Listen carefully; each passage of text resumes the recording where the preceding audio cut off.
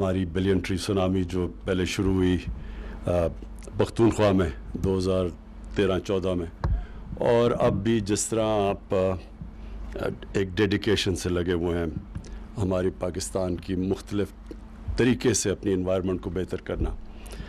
ہمارا 5 جون کو world environment day کو پاکستان ہوسٹ کر رہا ہے، جو میں سمجھتا ہوں بہت بڑا اعزاز ہے.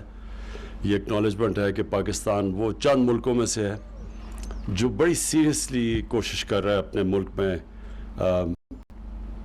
یہ جو گلوبل وارمنگ کے امپیکٹ ہے، کلائمیٹ چینج کے امپیکٹ ہے، وہ دور کرنے کے لیے. ہم وہ چند ملکوں میں سے ہیں جو کہ پوری طرح اس کے لیے کوشش اس لیے نہیں کر رہے دکھانے کے لیے، ہم اس لیے کر رہے ہیں کیونکہ ہم باقی اپنی آنے والی نسلوں کے لیے ایک بہتر پاکستان چھوڑنا چاہتے ہیں.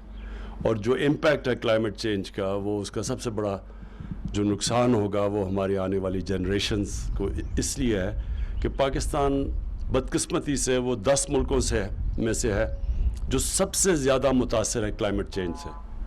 اور کلائمیٹ چینج کا امپیکٹ پاکستان پہ اس لیے زیادہ پڑے گا، ہم اس لیے زیادہ متاثر ہیں کیونکہ ہمارا پانی جو دریاؤں میں آتا ہے وہ گلیشیئر سے آتا ہے، اور اگر اسی طرح موسم تیزی سے گرم ہوتا گیا تو ہمارے گلیشیئرز جس ریٹ پہ پگھل رہے ہیں، اگر اسی ریٹ پہ پگھلتے رہے تو آگے جا کے بہت مشکلوں کا سامنا کرنا پڑے گا ہمیں.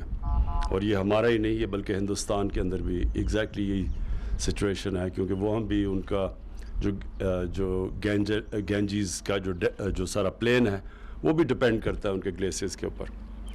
تو یہ جو ہم کوششیں کر رہے ہیں اس سے ایک تو کلائمیٹ چینج کے ہم امپیکٹ کو سلو ڈاؤن یا کوشش کریں گے ریورس کرنے کی، اور دوسرا پھر ویسے بھی اپنے آنے والی جنریشنز کے لیے ایک وہ پاکستان چھوڑ کے جائیں جو کہ جب میں بڑا ہو رہا تھا وہ پاکستان جو ہم نے دیکھا ہے. جو میں جس پاکستان میں بڑا ہوا اس میں بہت زیادہ فارسٹ کور بھی تھا، وائلڈ لائف بھی زیادہ تھی، شہر بھی بڑے مینیجبل تھے. لاہور ایک صاف شہر تھا جدھر میں بڑا ہوا، وہاں پانی صاف تھا، وہاں پولوشن نہیں تھی لاہور میں. اور وہ دیکھتے دیکھتے یہ ہم نے ساری اپنی شہروں کو بھی نقصان پہنچایا کیونکہ کسی نے آگے کا لانگ ٹرم تھنکنگ نہیں کی، آگے کا نہیں سوچا. تو اب جس طرح ہم نے چائنا کے اگزامپل سے دیکھا کہ اگر ایک قوم فیصلہ کر لے تو وہ یہ ریورس بھی کر سکتی ہے. میں جب پہلی دفعہ گیا تھا سنگاپور تو ان کا جو مین دریا گزرتا ہے وہ بالکل ایک سیوریج کا نالا تھا. وہ آج آپ اسی دریا کو دیکھیں تو اس میں مچھلیاں بھی ہیں، صاف کر لیا انہوں نے. تو یہ ریورس بھی ہو سکتا ہے. یہ بالکل یہ ضروری نہیں کہ ہم سارے اپنی ایک پروسیس اگر ہم غلط طرف نکل گئے ہیں تو ہم ٹھیک نہیں کر سکتے.